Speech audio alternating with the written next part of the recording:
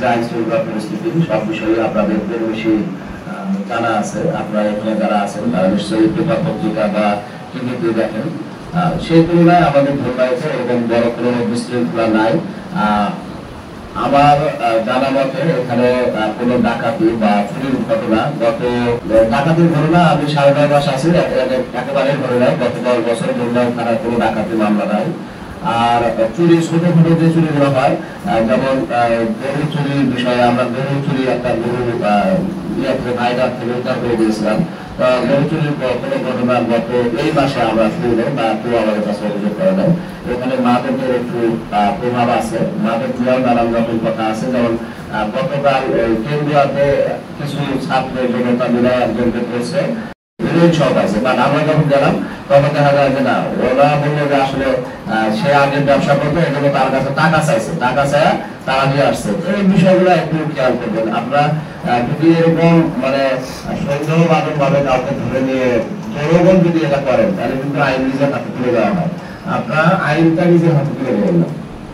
যদি এরকম খবর পান, পুলিশকে খবর দিতে আমরা যাবো, আমরা কিন্তু রেসপন্স করি আপনাদের কথাতে।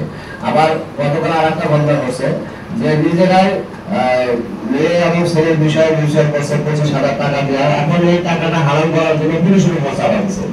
এই বিষয়ে কিন্তু আমরা খোঁজ খবর রাখছি। এটা খুব প্রাকৃতিক একটা বিষয় যে আপনারা এই যে কাজটা করার কথা না, আপনি কেন করতে চান, আবার করার পরে ওটা হারাম করার জন্য পুলিশের উপর চাপা করতেছেন না, এটা আপনি করে দেন। এটা না করলে আমার সমস্যা হবে, আপনি তো নিজের সমস্যাটা করে বসে। আপনাকে তো এই কাজটা করতে বলা যায়, এটা আপনার কাজ না। আপনার কোনটা কাজ আপনি সেটা বুঝে করবেন, তাহলে আমাদের অসুবিধা নেই।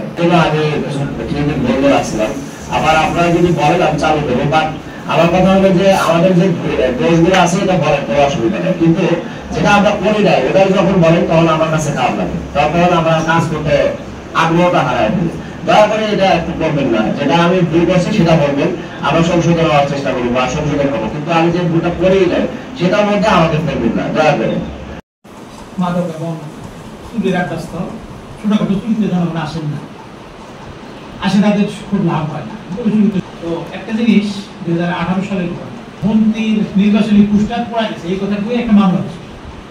এই মামলায় ওই বাদীর ফ্যামিলি মন্ত্রীর সাথে অত্যন্ত ঘনিষ্ঠ। এই মামলাটা এখনো চলতেছে।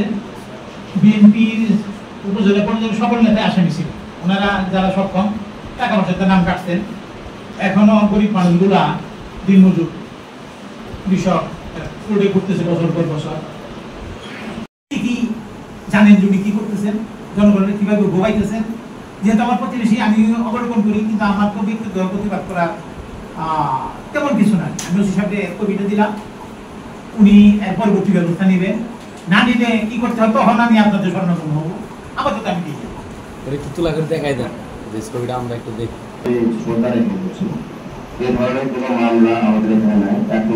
বিভিন্ন কথা হলো পুলিশ ওনার কাছ থেকে সুবিধা নেয়, এরকম যদি প্রমাণ দেখাতে পারেন বা কে নিছে সুবিধা, আমরা তার বিরুদ্ধে ব্যবস্থা করবো। বেসিক্যালি আমি জোর গলা করতে পারি, কারো কাছ থেকে কোনো ধরনের সুযোগ সুবিধা আমি ব্যক্তিগতভাবে নিই না। এটা যদি কেউ নিয়ে থাকে তাহলে তার বিরুদ্ধে আমরা ব্যবস্থা নেব। এটা কিন্তু সুনির্দিষ্ট প্রমাণ লাগবে। হ্যাঁ, এরকম কথা বলার আগে আপনার অবশ্যই তথ্য প্রমাণ লাগবে। তথ্য প্রমাণ ছাড়া এটা বললে কিন্তু আমি এটা আমি মেনে নিতে পারি না, ব্যক্তিগতভাবে আমি এটা মেনে নিতে পারি না। আমি কারো কাছে কেউ বলতে পারবো না, এই উপজেলার যে কেউ বলতে পারবো না আমি তার কাছে কোনো ধরনের কোনো সুবিধা নেই, কোনো ধরনের কোনো সুবিধা নেই। ইভেন কি কেউ যদি এসে বলতে পারে যে ওসি সাহেব আমার কাছে বলছে যে আপনি এই সুবিধা দেন, আমি ওই দিনে তুলে দেবো, অসুবিধা নেই। আমি এখানে চাকরি করতে আসছি, এখানে আপনার কথা শোনার জন্য আমি আসলে, আপনি বলবেন যে আমি চোর এতগুলো মানুষের মধ্যে, এই শব্দটা শোনার জন্য আমি এখানে চাকরি করতে আসিনি। এইটা বলার আগে আপনাকে অবশ্যই অথেন্টিক প্রমাণ সহ বলতে হবে যে হ্যাঁ ওকে নিচে জোর করে নিচে সুবিধা দিয়ে দিচ্ছে। এখন আমি যদি এসিডেন্ট মহোদয়ের বাসায় যাই, এসিডেন্ট মহোদয় যদি আমাকে ইয়া করে আপ্যায়ন করে এটা তো সুবিধা দিচ্ছে, এটা তো হবে না। ওই লোককে অভিযোগ করছে কিনা, ওই লোক করছে কিনা, আপনি এটা স্পেসিফিক প্রমাণ দিতে হবে, তারপর আপনি এটা কথা বলতে হবে। এটা বলার আগে অবশ্যই আপনি প্রমাণ সাক্ষী প্রমাণ লাগবে। আপনি যদি সাক্ষী হন তাই বলতে হ্যাঁ ঠিক আছে ইয়া করছে ওসি শহীদুল্লাহ এর কাছ থেকে চাঁদা নিছে অথবা সুবিধা নিছে, আমি সাক্ষী, তাহলে আমরা দেখবো, অসুবিধা নেই। ওই দিন সময় উনি এই কাজটা করেছে, যদি না থাকে সেক্ষেত্রে আমরা বলবো শোনা গেছে উনি এরকম একটা কাজ করছে, আপনি একটু খবর নিয়ে দেখেন। আমি কি দুটো বিষয়টা আপনাদেরকে বুঝাতে পারছি সবাইকে? ঠিক আছে, একটা হচ্ছে আমার বিরুদ্ধে অভিযোগ আসতে পারে যে আমি দুর্নীতি করেছি, এই করেছি, ওই করেছি, যে কোনো অভিযোগ আসতে পারে, অ্যাজ লং এজ সেটা প্রমাণিত না হয় তো সেক্ষেত্রে হচ্ছে গিয়া আমি কিন্তু অভিযোগ করলাম।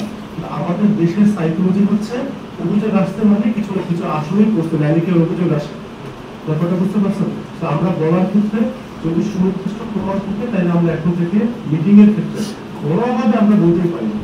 দুর্ঘটনায় তিনি এবং কি তার বাচ্চা সহ খুবই মর্মান্তিক দুর্ঘটনা ঘটেছে, খুবই গুরুতর আহত। তিনি চিকিৎসাধীন রয়েছেন। তার চিকিৎসা এবং কি তার অবনতি যাতে না হয়, উন্নতির জন্য আল্লাহ এবং তাকে দ্রুত সুস্থতা কামনা করেন।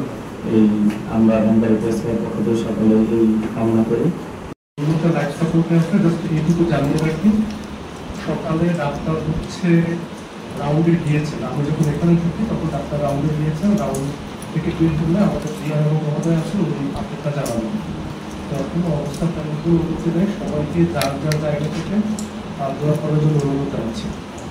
তো দেখা যায় যে মানে মিটিংয়ে যত বিষয়ে আলোচনা হয় সবগুলো নিয়ে শেষে হচ্ছে ইউরোর কথা বলে। আজকে তিনটা বিষয় নিয়ে একটা কথা বলবো। এখানে হচ্ছে এই মিটিংয়ে যেরকম আমরা হচ্ছে আমাদের ইউরোপ সাহেবদের নিয়ে এসেছে, আমার মনে হয় পরবর্তী মিটিংয়ে আমাদের পরিবহন শ্রমিক ইউনিয়নের নেতা যারা আছে তাদের প্রতি নিয়ে আসা যেতে পারে নাকি? তাহলে আমরা পরবর্তী মিটিংয়ে আমরা তাদেরকে স্পিড ব্রেকারের কথা বলেনি যে ওনাদেরকে নিয়ে উৎসাহিত করা হচ্ছে যে আঞ্চলিক মহাসড়ক। দ্বিতীয় বিষয়টা হচ্ছে আপনারা যখন রেজিস্ট্রেশন বইতে নামটা লিখেন, অনেকে যে কাজটা করেন সেটা হচ্ছে মেয়ের বয়স 18 না হলে রেজিস্টার বইয়ের পাতাটা ফাঁকা রেখে যাবে, কোনো জন্য তার বয়সটা লিখবেন না, বাকি সব লিখবেন। খালি চোখে আমি দেখলাম সব তথ্য আছে, ভালো করে খেয়াল করে দেখি মেয়ের বয়সটা লেখা নেই। রেজিস্ট্রি সকল ডকুমেন্ট পাওয়ার মতো, তাই না? তারা এই ডকুমেন্টগুলো আপনাদের থেকে পাচ্ছে না পাওয়ার জন্য কি হচ্ছে? হ্যাঁ, খুব বাজে একটা প্র্যাকটিস শুরু হয়েছে, এটা হচ্ছে সাধারণ সাহেব আমি ভালো বুঝলাম। বাল্য বিবাহটা আমরা সবাই আটকে রাখি, এখন তারা নতুন একটা নাটক করা শুরু করছে, অমুকের ছেলে তুলে নিয়ে গেছে।